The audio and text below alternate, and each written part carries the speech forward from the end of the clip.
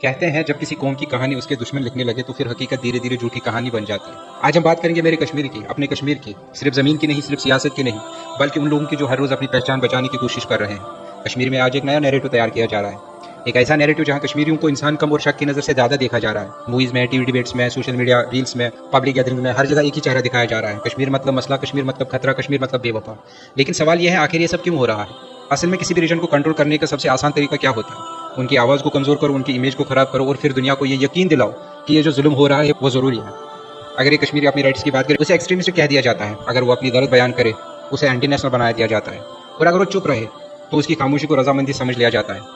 और सबसे खतरनाक चीज़, कुछ ऐसे चेहरे मीडिया पर लाए जा रहे हैं जो कश्मीरी होते हुए भी कश्मीरी के दर्द को झूठा बढ़ा चढ़ाकर बयान किया जाता है। यहाँ ड्रामा बताते हैं, एक डिवाइडेड इमेज क्रिएट की जा रही है ताकि असल आवाज़ कंफ्यूज हो जाए। बात अगर करेंगे सिनेमा की, सिनेमा एक एंटरटेनमेंट इंडस्ट्री है और सिनेमा सिर्फ एंटरटेनमेंट तक ही महदूद नहीं है, वो लोगों का जहन बनाता है। जब बार बार मूवीज में कश्मीरी लोगों को वायलेशन और ब्रूटल के साथ जोड़ा जाता है तो एक आम इंसान के दिमाग में भी वही तस्वीर बन जाती है। फिर जब कोई कश्मीरी दूसरी जगह पे रहने के लिए जाता है या जॉब करने के लिए जाता है या काम करने के लिए जाता है तो उसको जज किया जाता है, उसे शक की नजर से देखा जाता है। और ये मेरे साथ 1000 बार हुई है, एक बार नहीं बहुत बार हुई है। मैं जहाँ पे भी रहा हूँ वहाँ मैंने ये चीज फेस की है। जब वो किसी जगह पे जॉब करने के लिए अप्लाई करता है तो उसकी आइडेंटिटी पे जज किया जाता है, और जब वो अपनी बात करता है तो उसको लोग कहते हैं कि तुम लोग वैसे ही होते हैं। और ये मेरे कानून ने 1000 बार अभी तक सुना है। ये सिर्फ गलत तस्वीर नहीं होती है, ये साइकोलॉजिकल पनिशमेंट होता है। एक पूरी जनरेशन को ये महसूस करवाया जा रहा है कि उसकी पहचान उसका जुर्म है। कश्मीर में सिर्फ फिजिकल कंट्रोल नहीं है, इमोशनल कंट्रोल भी है। लोग बोलने से डरते हैं, पोस्ट करने से डरते हैं, सवाल पूछने से डरते हैं, क्योंकि हर लफ्ज का नतीजा हो सकता है। और जब एक सोसाइटी फियर में जीती है तो वहाँ के लोग जिंदा तो रहते हैं मगर आजाद नहीं रहते। सबसे पेनफुल चीज ये नहीं है कि जख्म दिए गए, सबसे पेनफुल चीज ये है कि जख्मों पे मजाक बनाया जा रहा है। जहाँ मरहम लगाना चाहिए था वहाँ नमक डाल रहे हैं। आखिर ये सब क्यों हो रहा है? क्योंकि नैरेटिव पावर है। एक इटालियन पॉलिटिकल फिलोसोफर था जिसका नाम है एंटोनियो ग्राम्सी। अगर आप उसका थोड़ा सा भी पढ़ोगे तो वहाँ आपको ये चीज समझ आ जाएगा कि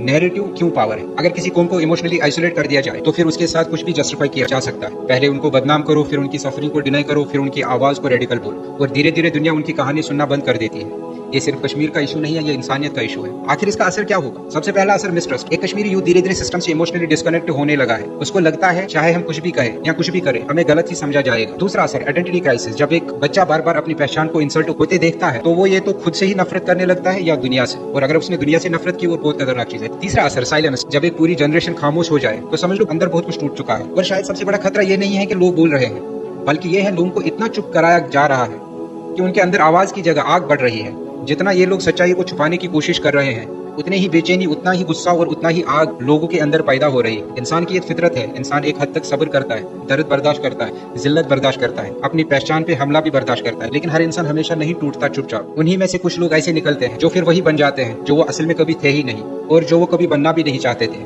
लेकिन फिर सवाल उठता है, आखिर वो ऐसा क्यों बने? क्योंकि उसको सालों तक सिर्फ शक की नजर से देखा गया।